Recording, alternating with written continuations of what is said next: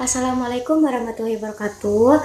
Perkenalkan, nama saya Nurhalisa Putri dari STKIP PGRI Sumeneb. Saya mahasiswi Program Studi Pendidikan Bahasa dan Sastra Indonesia. Di sini saya akan melakukan tugas ujian akhir semester dari Bapak Juhdi selaku dosen pengampu mata kuliah apresiasi prosa fiksi. Di sini saya akan mengapresiasi sebuah novel yang berjudul Ronggeng Duku Paru karya Ahmad Tohari. Dulu saya membaca novel ini ketika waktu masih di pesantren. Jadi untuk sekarang saya tidak punya bukunya, tapi saya sudah punya gambar sampul dari novel Ronggeng Duku Paru. Dan ini gambarnya.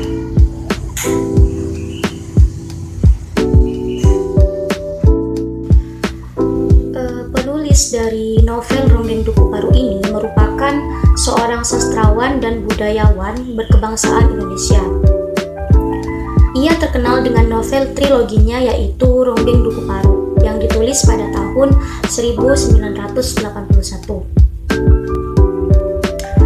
Ahmad Tohari ini lahir di Tinggarjaya, Jatilawang, Banyumas, Jawa Tengah pada tanggal 13 Juni 1948. Ahmad Tohari ini sudah banyak menulis novel, cerpen, dan secara rutin pernah mengisi kolom resonansi di harian Republika. Karya-karya Ahmad Tohari ini juga telah diterbitkan dalam berbagai bahasa seperti bahasa Jepang, Tionghoa, Belanda, dan Jerman.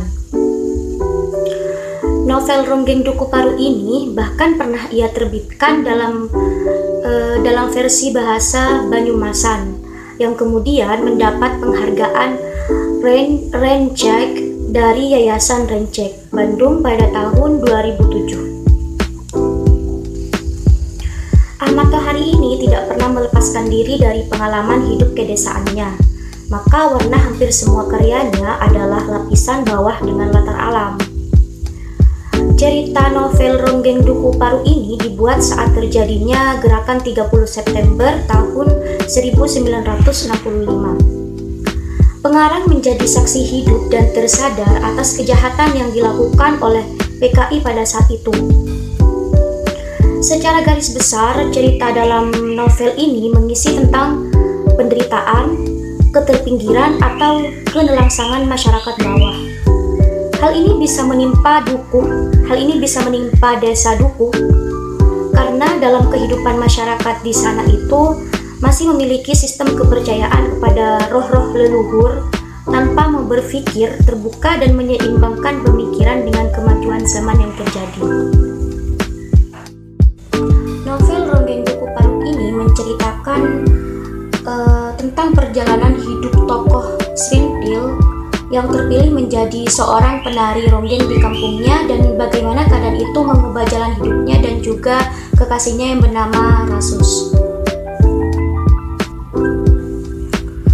Novel Ronggeng Duku Paru merupakan rekaman kehidupan dan adat kebiasaan masyarakat Duku Paru. Duku Paru dalam cerita ini adalah sebuah desa yang terpencil di Jawa yang kehidupannya itu sangat miskin dan terbelakang baik kehidupan ekonomi, budaya maupun pendidikannya. Dalam novel ini yang paling mencolok adalah kisah yang disajikan pengarang tentang asal-usul penduduk daerah itu dan kehidupan mereka yang tergantung pada kehidupan ronggeng. Seperti yang terbayang dalam judul cerita novel ini, yaitu Ronggeng Duku Paru.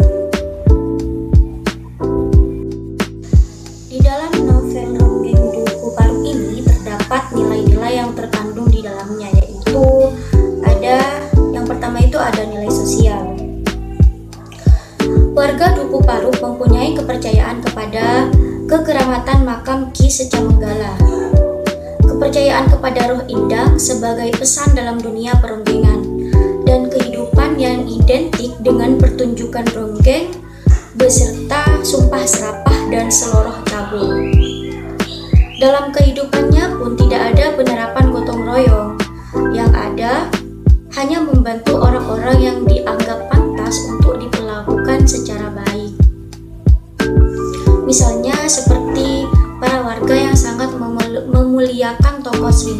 mana tokoh Srintil ini merupakan seorang ronggeng yang ada di desa Duku Paru.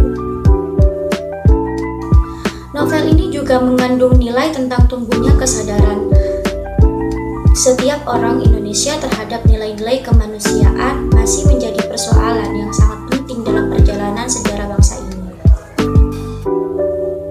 Gambaran nyata terdapat di novel ini yang terwakili oleh sosok Srintil dan Rasus yang berbicara tentang pentingnya kesadaran terhadap masalah kemanusiaan. Karena di sini itu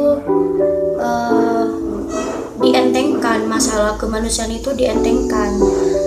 Yang biasanya kegadisan perempuan itu di sana dijaga, tapi di desa Duku Paru ini tidak seperti itu, melainkan malah dilecehkan, disayembarakan kegadisannya seperti itu. Yang kedua di sini tuh ada nilai budaya. Nilai budaya yang terkandung yaitu masyarakat daerah Banyumas, khususnya di Duku Paru yang masih menjalani kehidupan bermasyarakatnya, yaitu mempercayai leluhur mereka atau nenek moyang mereka. Yang paling jelas tentang nilai budaya dalam novel ini yaitu dengan keharusannya adanya ronggeng di Duku Paru tersebut, dan seorang ronggeng pun harus menjalani tradisi seorang ronggeng yaitu adat buka kelambu. Buka kelambu ini merupakan sebuah upacara yang dilakukan seorang penari ronggeng sebelum dia menjadi seorang ronggeng. Buka kelambu di sini juga disebutkan sebagai sayembara untuk memperoleh keperawanan calon ronggeng dengan membayarkan uang yang jumlahnya sangat banyak sesuai dengan permintaan dukun ronggeng yang mengasuh calon ronggeng tersebut.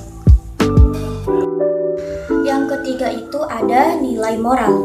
Nilai moral yang terkandung dalam novel ini yaitu tidak mengharamkan perbuatan yang senonoh kepada wanita.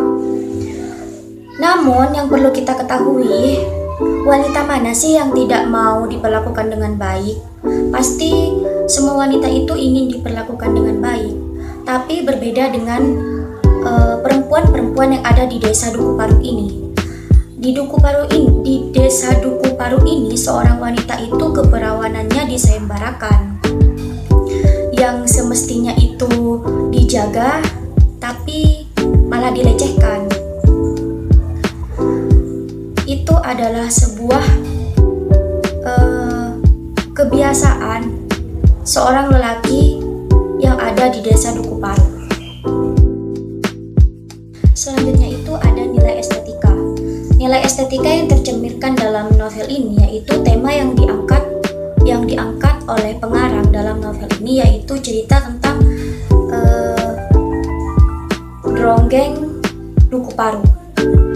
Tema yang ada sangatlah kompleks dan menjadikannya memiliki estetika tersendiri bagi para pembaca. Penggunaan gaya bahasa yang jarang kita temui pada novel-novel lainnya pun menjadi penunjang tema yang diangkat ini, serta menambahkan keindahan di dalam novel ini. Seperti itu. Selanjutnya itu di sini ada nilai ekonomi. Dalam novel ini sering terlihat dalam pergantian judul maupun pergantian bab yang mana menggambarkan kemiskinan masyarakat yang ada di desa Duku Paru. Penggambaran ini tampak jelas terlihat seperti yang digambarkan luasnya ribuan hektar sawah yang mengelilingi desa telah 7 bulan kering kerontang. Sampai anak-anak kecil pun rela bersusah payah mencabut singkong yang terpendam dalam di tanah kapur. Itulah sedikit gambaran keadaan ekonomi yang sedang dialami masyarakat di desa Duku Paru. Dan keadaan itulah yang sebenarnya ingin ditunjukkan oleh pengarang kepada pembaca. Yang terakhir di sini itu ada nilai keagamaan atau religius, di mana dalam novel ini unsur keagamaan tidak terlalu diperlihatkan karena warga di desa Duku Paru lebih mempercayai adanya nenek moyang dan hal-hal animisme lainnya. Teori yang terkandung di dalam novel Ronggeng Duku Paru ini merupakan teori materialisme karena melihat dari produksi ideologi dan relasi antara constitution eksternal dan constitution internal atau teks, dan juga sejarah yang ada di Desa Duku Paru. Teori materialisme di sini juga merupakan sebuah pandangan, sikap atau keyakinan dan nilai-nilai hidup seperti nilai-nilai hidup yang sudah ada di dalam novel Nongeng Duku Paru ini. Mungkin hanya itu saja yang dapat saya sampaikan. Semoga video ini bermanfaat dan terima kasih untuk teman-teman yang sudah menonton video ini. Sekian dari saya, kurang lebihnya saya mohon maaf. Wassalamualaikum warahmatullahi wabarakatuh.